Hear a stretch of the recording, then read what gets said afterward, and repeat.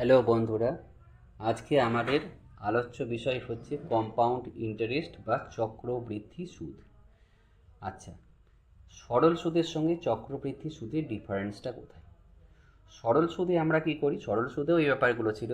P equal to principal মানে আসল, এ মানে অ্যামাউন্ট, হ্যাঁ মানে সুদ আসল, আই মানে ইন্টারেস্ট ছিল মানে সুদের হার, এই সুদ যেটা, সুদের হার নয়, আর রেট হচ্ছে আমাদের যেটা সুদের হার, সেটা আমাদের হাফ ইয়ারলি, অ্যানুয়ালি বা কোয়ার্টারলি, যেমন যেমন বলা থাকবে অঙ্কে সেরকম। ওইখানে আমার একটা টাইম বলে ব্যাপার ছিল, যে কত বছর, ঠিক আছে। আর এইখানে আসছে কি হচ্ছে, আমরা একটা এন বলে একটা ফ্যাক্টর নিয়েছি, যেটা হচ্ছে নাম্বার অফ ইন্টারেস্ট ক্যালকুলেট, মানে আমাদের কতবার ইন্টারেস্ট ক্যালকুলেটেড হচ্ছে। যদি এবার দেখতে হবে যে ইন্টারেস্ট ক্যালকুলেশনটা কিভাবে করে। যদি আমাদের সেটা যে বছরে আমাদের ইন্টারেস্ট ক্যালকুলেশনটা হচ্ছে, তাহলে 3 বছর যদি আমরা রাখি, তাহলে এন ইকাল টু 3 হবে, ঠিক আছে। আচ্ছা, এবার যদি ওই একই জিনিস আমরা যদি বলি যে এখানে সাপোজ হাফ ইয়ারলি আমাদের ইন্টারেস্টটা ক্যালকুলেশন হচ্ছে, মানে 6 মাস অন্তর অন্তর ইন্টারেস্ট ক্যালকুলেশন হচ্ছে, তুমি 3 বছরের জন্য টাকাটা রাখা হয়ে রেখেছো, তাহলে সেখানে কি হচ্ছে, বছরে দুবার ইন্টারেস্ট ক্যালকুলেশন হচ্ছে, তার মানে সেখানে 3 বছরে এন ইকাল টু 6 হবে। এই ব্যাপারটা মনে রাখতে হবে, ঠিক আছে। আর এবারে বলি যে সরল সুদের সঙ্গে এইখানের তফাৎটা কী। যদি আমরা এমনি হাফ ইয়ারলি না হয়ে এটা বছরেই যদি আমাদের ইন্টারেস্ট ক্যালকুলেশন হতো, আর সরল সুদেও যদি আমাদের বছরে ইন্টারেস্ট ক্যালকুলেশন হতো, তাহলে ডিফারেন্সটা কোথায় হতো? সরল সুদে যেটা হয় সেটা হচ্ছে, আমি যে প্রিন্সিপালটা রেখে দিচ্ছি, সেই এই পিটাই আমাদের কি হচ্ছে, 3 বছর যদি রেখে দিচ্ছি, তো আমাদের 3 বছর ধরে পিটা কিন্তু আমাদের এইটাই থাকছে। এবং যে ক্যালকুলেশনটা আমরা করি ইন্টারেস্ট বের করার, যে I equal to P R T, P R T by 100, যে ক্যালকুলেশনটা আমরা করি, তো সেখানে আমাদের পিটা কিন্তু 3 বছরের জন্য ফিক্সড, ওইটা যা থাকছে সেটাই থাকছে।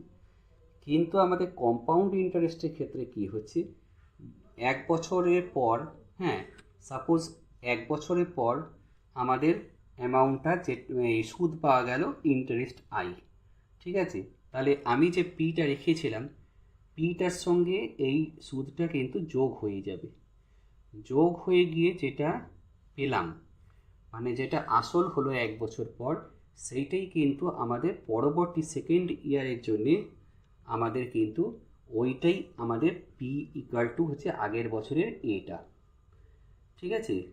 মানে এইখানে কি হচ্ছে, যেহেতু আমাদের এই সুদটা যোগ হয়ে যাচ্ছে, মানে প্রথম বছরের শেষে যে সুদটা পেলাম, সেই সুদটা কিন্তু আমাদের আসলের সঙ্গে যোগ হয়ে গিয়ে যেটা পেলাম অ্যামাউন্ট, প্রথম বছরের শেষে যেটা অ্যামাউন্ট, সেটাই কিন্তু সেকেন্ড বছরের জন্য প্রিন্সিপাল। এইভাবে চলছে। যদি এটা বছরের ক্যালকুলেশন হয়, মাসের ক্যালকুলেশন হলে 6 মাস পর যেটা অ্যামাউন্ট, সেটাই তার পরবর্তী 6 মাসের জন্য প্রিন্সিপাল, এইভাবে। তাহলে যেহেতু আমাদের এখানে ইন্টারেস্টটা যোগ হয়ে যাচ্ছে আমাদের প্রিন্সিপালের সঙ্গে, তাই আমাদের কম্পাউন্ড ইন্টারেস্টের ভ্যালুটা সবসময় আমাদের সিম্পল ইন্টারেস্টের ভ্যালুর থেকে বেশি হয়, ঠিক আছে।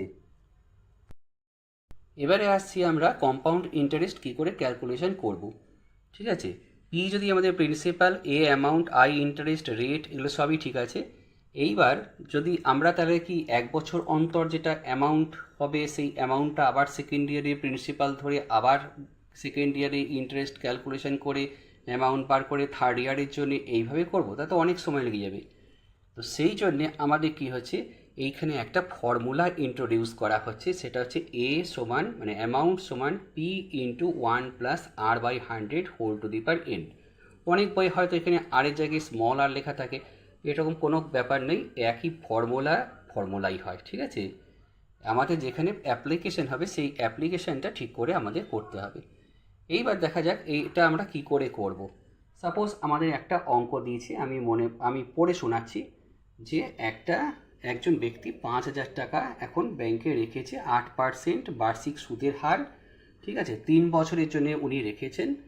তো এখন কম্পাউন্ড ইন্টারেস্ট ক্যালকুলেশন হচ্ছে, তো 3 বছর পর অ্যামাউন্ট কত হবে, আর উনি কম্পাউন্ড ইন্টারেস্টই বা কত পাবেন। তো এই রকম যদি অঙ্কটা হয়, তখন সেখানে আমাদের ওই ফর্মুলা এইখানে যেটা শিখালাম, A equal to P into 1 + r/100 whole to the power n, তাহলে এখানে আমাদের প্রিন্সিপাল উনি কত রেখেছেন, 5,000 টাকা রেখেছেন। 1 প্লাস, যেহেতু আমাদের বছরে 8%ই, এখানে কিন্তু খেয়াল রাখতে হবে এইটা বছরে হলে এইটা বছরে বলছে কি না। এমন সময় হয়, অনেক সময় এখানে হয়তো এটা বছরে দিয়ে দিয়েছে রেটটা, আর এইটা বলছে তো 6 মাস পর পর ক্যালকুলেশন হয়, তখন কিন্তু খেয়াল রাখতে হবে যে আমাদের n = 2 বসাবার সময় কিন্তু এইটাও আমাদের রেটটাও কিন্তু আমাদের 6 মাস অন্তর কত হবে সেটা কিন্তু হিসেব করে নিতে হয়, ঠিক আছে। বা কোয়ার্টারলি বলে দিলে কি করে আমাদের চেঞ্জ করতে হয় সেটা বলে দেয়। কিন্তু এই অঙ্কে কি হয়েছে, আমাদের রেটটাও পার অ্যানাম বলেছে, মানে বার্ষিক সুদের হার, আবার টাইমটাও বছরে বলেছে। তাহলে এখানে আমাদের কোনো চেঞ্জের কোনো গল্প নাই, আমরা সরাসরি চলে আসছি 5,000 × 1 প্লাস r/100 ছিল, মানে 8/100 হোল কিউব, মানে n = এখানে দেখতে হবে যেহেতু বছরের ক্যালকুলেশন হচ্ছে আর 3 বছরে মানে 3বার ক্যালকুলেশন হয়েছে, তাহলে এখানে n = আমাদের এইটা হয়ে গেল 3। এইবার আমাদের এটা হচ্ছে 108/100 বা 1.08, হ্যাঁ, সেটা কিউব মানে 3বার মাল্টিপ্লিকেশন, 3বার করে যেটা আসছে সেটা হচ্ছে অ্যামাউন্ট। এইবার অ্যামাউন্ট থেকে 5,000 টাকা মাইনাস করে দিলে যেটা আসছে সেটা হচ্ছে আমাদের কম্পাউন্ড ইন্টারেস্ট।